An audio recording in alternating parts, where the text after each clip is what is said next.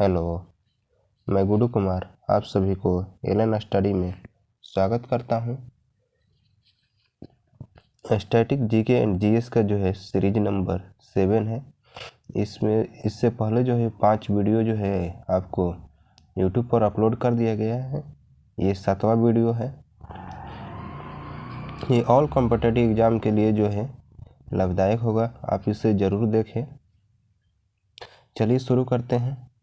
करके शुष्क या रेतीली भूमि पर उगने वाले पौधे को क्या कहते हैं। जैसे शुष्क और रेतीली भूमि पर जो पौधा उगता है उसको क्या कहेंगे, तो उसको जो है जीरोफाइटा कहते हैं। तो देख लेते हैं आगे ऑप्शन जो है उसमें। तो कह रहे कि आखिर हाइड्रोफाइट क्या कहें, हाइड्रोफाइट किसे कहेंगे। हाइड्रोफाइट, तो हाइड्रोफाइट में होंगे कि जल में उगने वाले जो पौधे होंगे। हाइड्रो का मतलब ही आपको समझ में आ रहा होगा कि जल जो है, तो जल में उगने वाले पौधे को जो है जल में उगने वाले पौधे को जो है हाइड्रोफाइट कहते हैं। और मेसोफाइट जो है ये कहाँ पर उगते हैं, तो शीतोष्ण कटिबंध में उगने वाले पौधे को जो है क्या कहेंगे, मेसोफाइट कहेंगे। हाइग्रोफाइट जो होता है वो दलदली भूमि पर उगने वाले, दलदली भूमि पर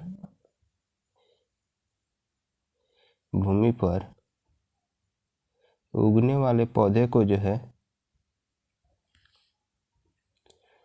क्या कहेंगे, हाइड्रोफाइट कहेंगे। जल में उगने वाले को जो है हाइड्रोफाइट कहते हैं। शीतोष्ण कटिबंध में जो उगते हैं पौधे उसे मेसोफाइट कहेंगे। दलदली भूमि पर उगने वाले पौधे को जो है हाइग्रोफाइट कहते हैं। और लिथोफाइट एक होता है,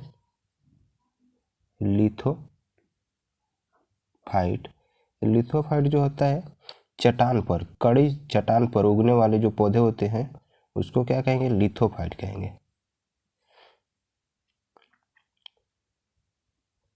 कड़ी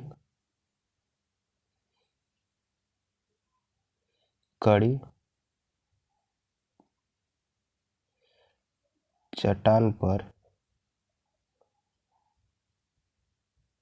उगने वाले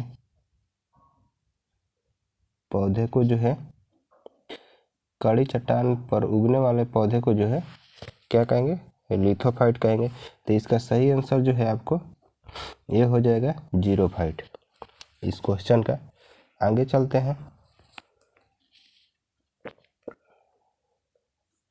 तो कह रहा है कि सूर्य के परितः एक परिक्रमा, यानी सूर्य की एक परिक्रमा के लिए निम्नलिखित में से कौन सा ग्रह जो है अधिकतम समय लेता है या लेती है। देख लेते हैं। यानी सूर्य को परिक्रमा करने में जो है सबसे अधिक समय कौन लेता है, ये देखते हैं। सबसे पहले इस हमको तो क्वेश्चन कर रहा है कि इसी में छांटने के लिए जो सबसे अधिक समय लेता है, देख लेते हैं। सब सूर्य की परिक्रमा करने में जो है सबसे अधिक समय कौन लेता है, वरुण लेता है। कितना लेता है, तो 165 वर्ष लेता है। यानी एक चक्कर जो सूर्य का पूरा करने में जो है वरुण 165 वर्ष लगभग लेता है। और सबसे कम कौन लेता है, तो सबसे कम जो है, सबसे कम समय सूर्य की एक चक्कर पूरा करने में वो बुध लेता है, जो कि कितना दिन लेता है, तो 88 दिन केवल लेता है। यानी 88 दिन में बुध जो है सूर्य की एक चक्कर, एक परिक्रमा को जो है पूरा कर देता है। और उसके बाद आ जाते हैं शनि पे। तो शनि जो है वो 29.5 ईयर लेता है एक चक्कर, सूर्य की एक चक्कर पूरा करने के लिए।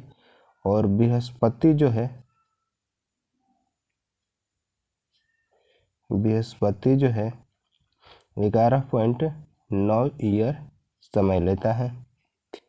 और पृथ्वी तो आप जानते हैं पृथ्वी कितना समय लेता है सूर्य की एक परिक्रमा करने के लिए 365.26 डेज लेता है। और मंगल की बात करते हैं तो मंगल जो है एक सूर्य की एक चक्कर की परिक्रमा करने के लिए 687 डे लेता है। और आगे देख लेते हैं शुक्र की। तो शुक्र जो है 225 दिनों में सूर्य की एक चक्कर लगा लेता है। तो ऑप्शन में देखते हैं कौन सबसे ज़्यादा दिन लगाता है। तो पृथ्वी दिया है, पृथ्वी कितना दिन लगाती है तो 365 दिन। उसके बाद बृहस्पति देखते हैं तो बृहस्पति जो है 11.9 ईयर लगाता है। उसके बाद मंगल देखते हैं तो मंगल 687 दिन लगाता है और शुक्र जो है वो 225 दिन।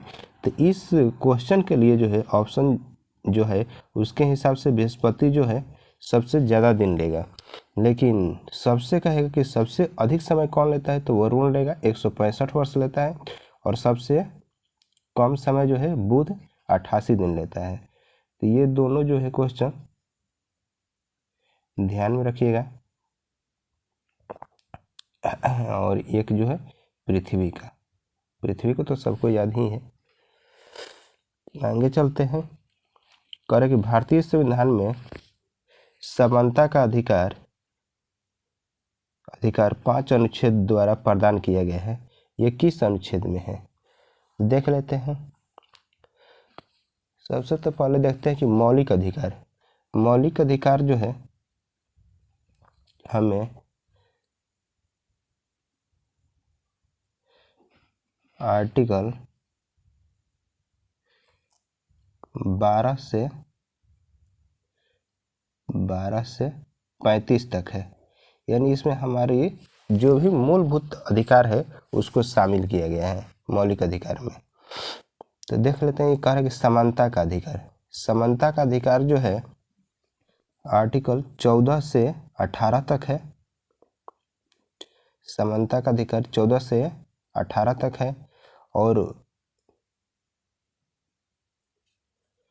आगे देख लेते हैं 12 में जो है राज्य की परिभाषा दी गई है। आर्टिकल 12 में देखें तो राज्य की परिभाषा दिया गया है। और 14 से जो है 18 तक हमारा समानता की बात है कि समानता का अधिकार है। और 19 से 22 तक आर्टिकल 19 से जो है 22 तक वो स्वतंत्रता का अधिकार है, स्वतंत्रता का अधिकार है। और आर्टिकल 23 और 24 में जो है उस शोषण के खिलाफ अधिकार है, शोषण के खिलाफ। और आर्टिकल 25 से 28 में जो है वो धार्मिक स्वतंत्रता है, धार्मिक स्वतंत्रता है। और आगे चलते हैं तो देख लेते हैं थोड़ा सा 29 से 30 तक जो है शिक्षा एंड संस्कृति है।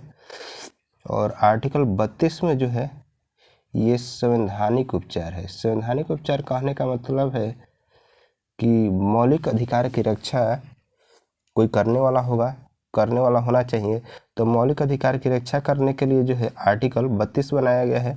और इसमें कहा गया कि सुप्रीम कोर्ट और हाई कोर्ट जो है वो क्या करेंगे, मौलिक अधिकार की रक्षा करेंगे। सुप्रीम कोर्ट आर्टिकल 32 के द्वारा रिट जारी करके मौलिक अधिकार की रक्षा कर सकता है। और हाई कोर्ट जो है 226 आर्टिकल के तहत जो है ये भी रिट जारी करके जो है मौलिक अधिकार की रक्षा कर सकता है, नहीं करता है।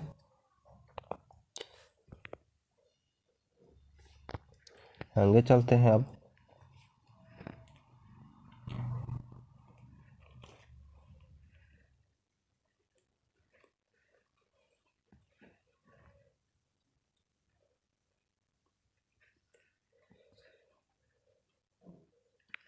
देखिए कह रहे कि भारत का राष्ट्रीय पक्षी मोर को जो है कब मान्यता प्रदान की गई, यानी राष्ट्रीय पक्षी होने की जो है मान्यता कब प्रदान किया गया।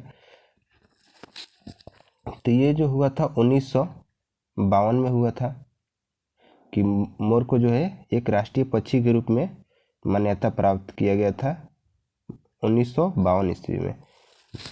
और आगे देख लेते हैं 1949 को जो है ये भारतीय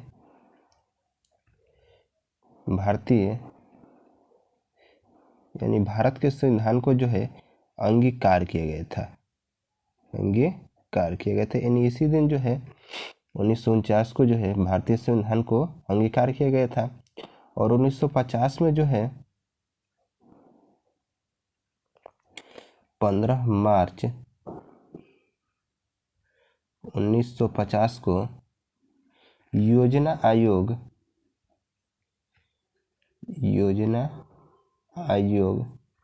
का गठन हुआ था।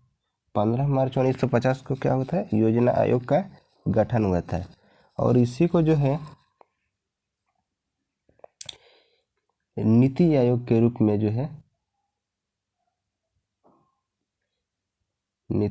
रूप में परिवर्तित कर दिया गया। और इसका अध्यक्ष जो है पीएम होते हैं। योजना आयोग के अध्यक्ष जो है प्रधानमंत्री होते हैं। आगे चलते हैं, कह रहे कि 1952 में जो है 1952 में राष्ट्रीय विकास परिषद का गठन हुआ था। 1952 में क्या हुआ कि राष्ट्रीय विकास परिषद का गठन हुआ था। और 18 मई 2010 में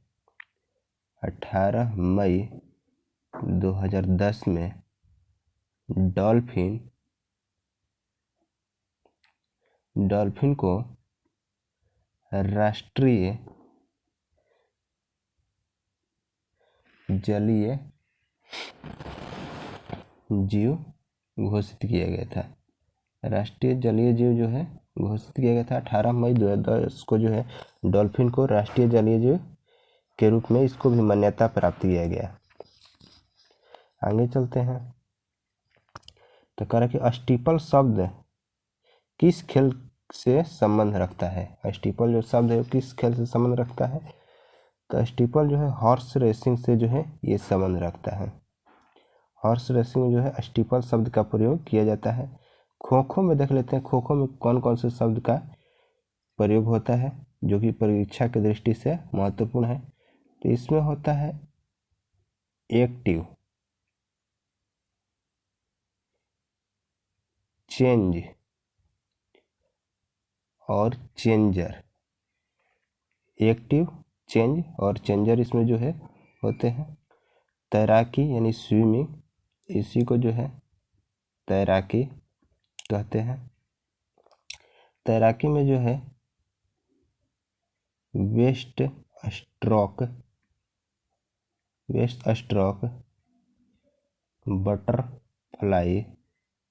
बटरफ्लाई और जेन का प्रयोग किया जाता है। शब्द का बेस्ट स्ट्रोक, बटरफ्लाई और जेन का प्रयोग किया जाता है।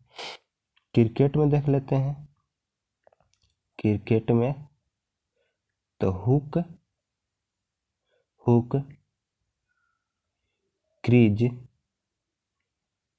गुगली और LBW का प्रयोग किया जाता है। और गोल्फ में देख लेते हैं, गोल्फ में टी,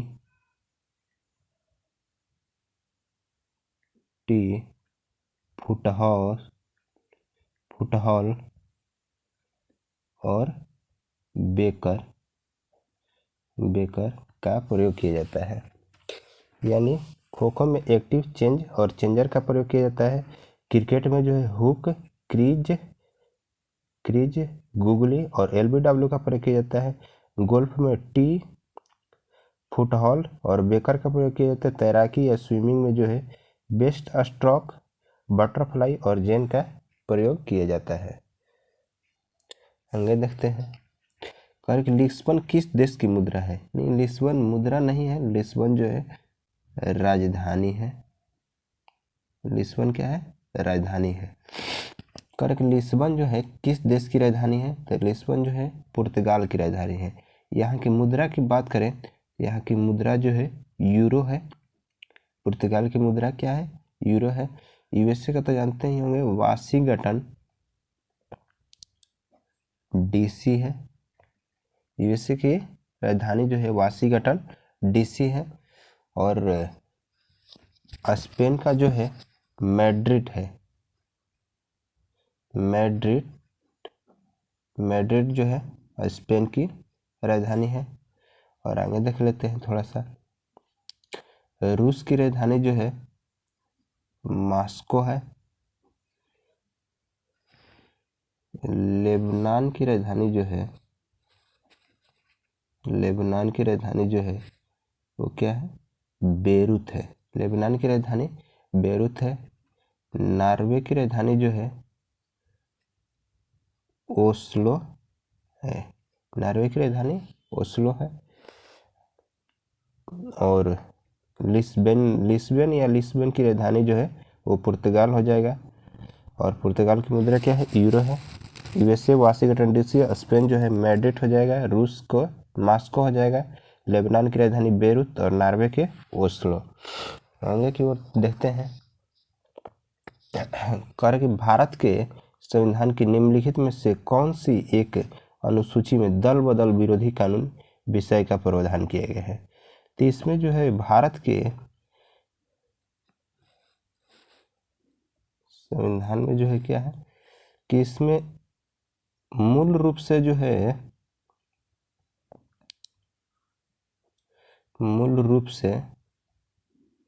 यानी 8 अनुसूची थी। संविधान में मूल रूप से 8 अनुसूची थी, लेकिन वर्तमान में जो है अभी 12 अनुसूचियां हो गई है। यानी इसमें 4 की जो है वृद्धि कर दी गई, 4 अनुसूची जोड़ी गई है। चलिए देख लेते हैं एक एक करके। पहली अनुसूची जो है ये राज्य और केंद्र शासित प्रदेश है।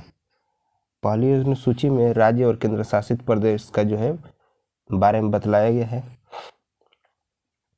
दूसरी अनुसूची जो है सेकंड, ये तो फर्स्ट हो गया।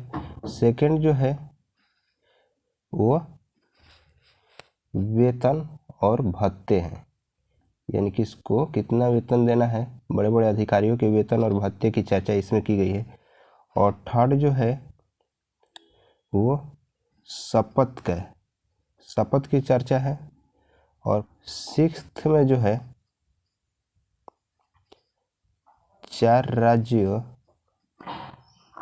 के जनजातियों के बारे में बतलाया गया है, जो कि 4 जनजाति जो है जिसमें आपको असम आता है, मिजोरम आता है, त्रिपुरा आता है और मेघालय आता है। असम, मिजोरम, त्रिपुरा, मेघालय की जनजातियों के बारे में इसमें बतलाया गया है। आगे देख लेते हैं कि 8 जो है उसमें अनुसूची 8 में जो है वो 22 भाषाओं के बारे में चर्चा है, जो हमारे संविधान में है। और आगे अब देख लेते हैं, 8 तो ये हमारे मूल संविधान में थी। आगे देखते हैं तो ये हमारा 10 जो है, यानी 10 में जो है 10th में, ये इसमें दल बदल